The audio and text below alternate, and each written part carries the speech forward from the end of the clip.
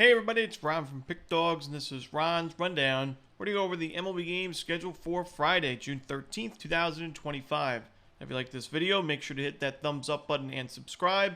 Put your baseball picks in the comments section below. And if you're looking for my best bets, including my daily rundown best bet in Major League Baseball, you can find those at the Premium Picks tab of pickdawgz.com. There's also a link in the description. Alrighty, here we go. Here are the games for Friday in Major League Baseball. First up, the Pittsburgh Pirates and the Chicago Cubs. We got Paul Skeens and Cade Horton as the projected starters. I think the Pirates have the big-time pitching advantage in this game. Obviously, it's starting pitcher, but I also think they have the better bullpen in this series. And I like their chances to pick up the win in this game. I know they don't have a great offense, Pittsburgh, overall this season, but I would say they've been more competitive in the last 30 days or so than they were in the first month of the season. And I think that Cade Horton's got a lot of upside to his game, but we saw him give up 4 runs his last start against Detroit. 7 base hits to go with it. His strikeout numbers have been inconsistent. His control's been a little bit shaky at times. I think Skeens can put together a stronger outing and win this game for Pittsburgh. So give me the Pirates on the money line on the road. Next up, we've got the Miami Marlins taking on the Washington Nationals. We've got Edward Cabrera and Mitchell Parker as the starters.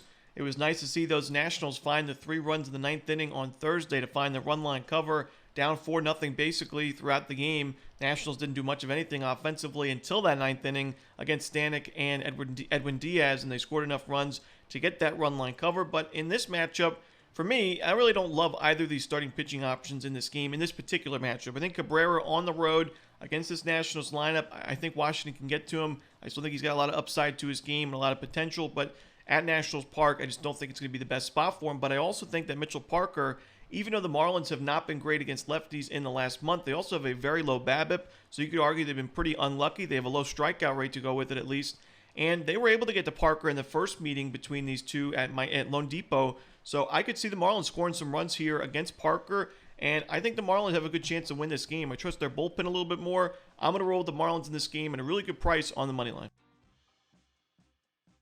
Next up, we got the Toronto Blue Jays taking on the Philadelphia Phillies. We got Kevin Gausman and Ranger Suarez as the projected starting pitchers.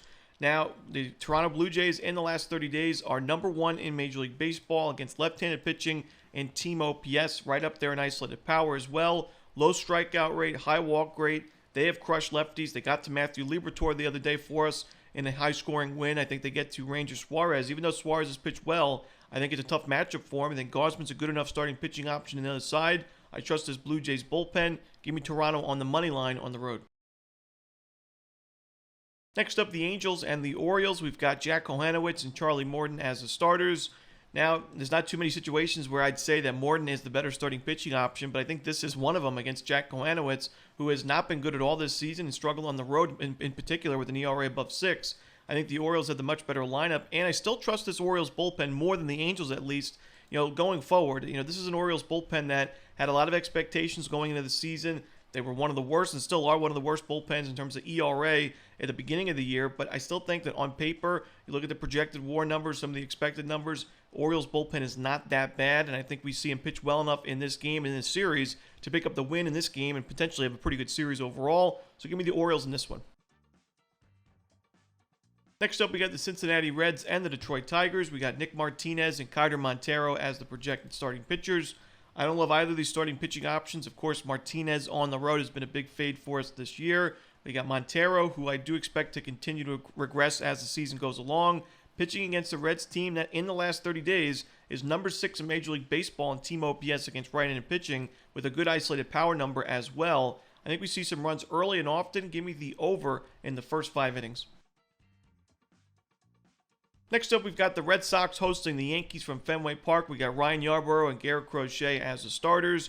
We saw these teams play last week at Yankee Stadium. We saw the same pitching matchup. Both starting pitchers did not pitch well in that game. In particular, Ryan Yarbrough giving up 8 runs in just 4 innings of work. But Yarbrough pitched pretty well at Fenway Park last year in limited work, and I think he can bounce back in this game. I know Crochet is considered the much better starting pitcher, and for good reason, but the Yankees have solid numbers as well against left-handed pitching. Compared to the Red Sox, these teams are right there in terms of OPS and isolated power against lefties in the last 30 days. But I think the Yankees' bullpen superior. I think I trust their lineup more in a close game late. So I'm still going to roll with the Yankees in this game on the money line on the road. Next up, we've got the New York Mets hosting the Tampa Bay Rays. We've got Taj Bradley and Clay Holmes as the projected starters. I know Clay Holmes has a steeper ERA at home than he does on the road this season, but he has a much lower opponent's batting average in Citi Field with a 203 opponent's batting average compared to 264 away from home. And I think Holmes is going to be good enough in this game to keep it low scoring. I know the Mets bullpen had some troubles on Thursday afternoon in that ninth inning against Washington, but overall it's still been one of the best bullpens in baseball. I think the Rays have shown their pitching staff's really improved as the season's gone along. I think Bradley, he's been inconsistent as of late, but I think in this spot at a pitcher-friendly ballpark, he can put together a good outing. I like the under in Rays Mets. Next up, we'll go to Atlanta as the Rockies take on the Braves. We've got German Marquez and Bryce Elder as the projected starters. Now, I've mentioned I'm not really high on the Braves this year, and I'm certainly not somebody that's backed Bryce Elder a lot over the years, but for me, I just can't see how the Rockies do too much offensively in this game. I think I'd lean towards the under and the Braves on the run line. The question is, can Marquez put together a decent outing? I'm not sure because he just gave up 3 home runs against the Mets. I mentioned the previous start against the Marlins. While it was an okay outing on paper, seemed like he gave up a double almost every inning to start the inning and a lot of sharp contact to go with it. If there was a spot for the Braves to wake up offensively and string together some wins, it'd be in this series. You got the Rockies coming off the Coors Field series. They've got no days off in between. You got Bryce Elder coming off his best start of his career. He went 8 innings of 12 strikeout baseball. I got to roll with the Braves here on the run line and the under in Rockies Braves. Next up, we got the Chicago White Sox taking on the Texas Rangers. We got Adrian Hauser and Jacob deGrom as the starters. We've talked many times about the Rangers' offensive woes this season, but we saw them explode for 16 runs on Thursday against one of the best pitching staffs in Major League Baseball. And now you go back home, you face a White Sox team that we know has definitely been more competitive than last year, but still is one of the weakest teams in Major League Baseball. This is a spot in a series that you could pick up some big-time wins, and I think run line covers. I think deGrom is going to be strong in this game, 6-7 strong innings, and I think the Rangers can get to Hauser for a few runs early. I think in a lower-scoring game, I still expect the Rangers to have enough here offensively to win this game and cover that run line, laying the 1.5 runs. Next up, the Twins and the Astros. We've got Colton Gordon and Chris Paddock as the starters. Definitely a rough series for the Twins this week against the Rangers, giving up 34 combined runs in just 3 games against one of the worst offenses in baseball up until that point. And I think that the Twins can bounce back. I still believe very much so in this bullpen, and I think the rotation's fine. I think Paddock has shown after a rough start to the season, he's been a solid option in the middle to end of this rotation. I don't think Colton Gordon's a great option for Houston on the other side. If this is a close game late, I still trust the Twins bullpen more. So I'm going to roll the Minnesota Twins on the money line on the road.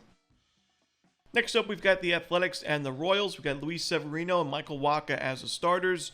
I like the under in this game. I think Michael Wacha's shown he's been a lot better at home this season. 1.8 ERA and 40 innings of work. His opponent's batting average is 80 points lower at home than it is on the road. Similar splits, even more polarizing for Severino this season when he's pitching at home in Sacramento. 7.1 ERA in 52 innings with a 291 opponent's batting average. On the road, that in 31 innings, that ERA is below 1 at .87. The opponent's batting average almost 100 points lower, 189, over 100 points lower at 189 this season.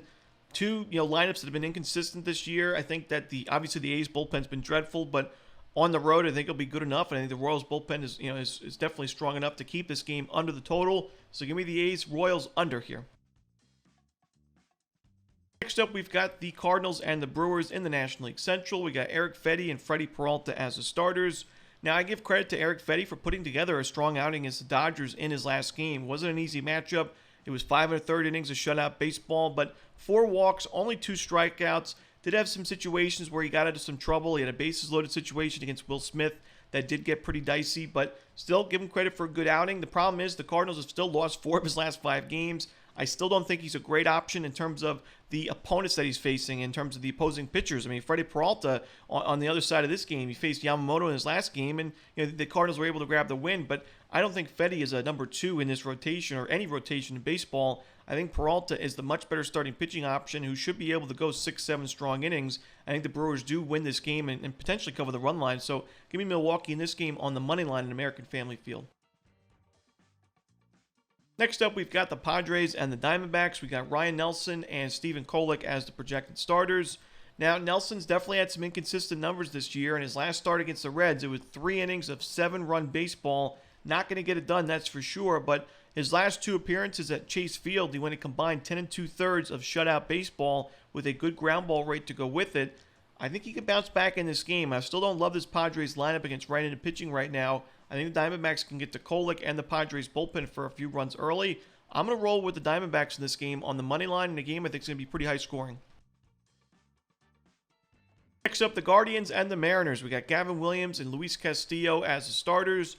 Now, I do think that Castillo is the better starting pitching option in this game, but not by enough for me to want to take the Mariners at this kind of price. I think Gavin Williams is still an underrated starting pitcher in this Guardians rotation. I still believe firmly in this Guardians bullpen, even though they had the slower start to the season. In terms of projected WAR, it's right up there in the top 5 in Major League Baseball. I've talked about how I still don't love this Mariners bullpen from a long-term perspective, and the Mariners lineup has been very inconsistent. We've seen some great runs. Cal Raleigh, one of the best hitters in baseball. We've also seen this team show kind of some signs from last year and the year before where they were one of the weakest offenses in baseball. For me, if this is a close game late, which I actually think it will be, a low-scoring close game late, I give the big advantage to the Guardians in a game like that. So I'm going to roll Cleveland at a great price on the money line. And the final game we're to talk about for the Friday card in Major League Baseball, it's the San Francisco Giants and the Los Angeles Dodgers. We got Logan Webb and Yoshinobu Yamamoto on the mound for this one. I think it's a tough spot for the Giants because obviously they're coming off the Coors Field series after Thursday afternoon's game, no day off in between. Logan Webb has not necessarily had the best numbers on the road in his career in general, but especially against this Dodgers lineup. We saw last year he did not pitch very well against the Dodgers, and he pitched even worse when he was pitching at Dodger Stadium. The Dodgers got to him a lot in those games, and his last game against the Braves, 6 innings, 2 runs, 10 strikeouts, but a home run given up at Oracle Park, that's a concern for me. You don't usually see Webb give up home runs when he's pitching at home, and he only had 8-6 ground ball to fly ball ratio.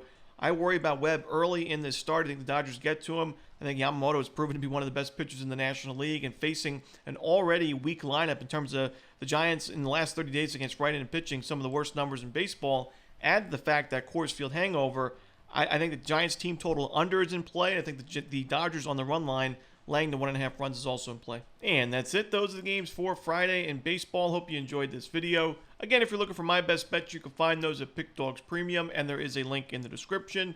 As always, this is Romanelli. Good luck.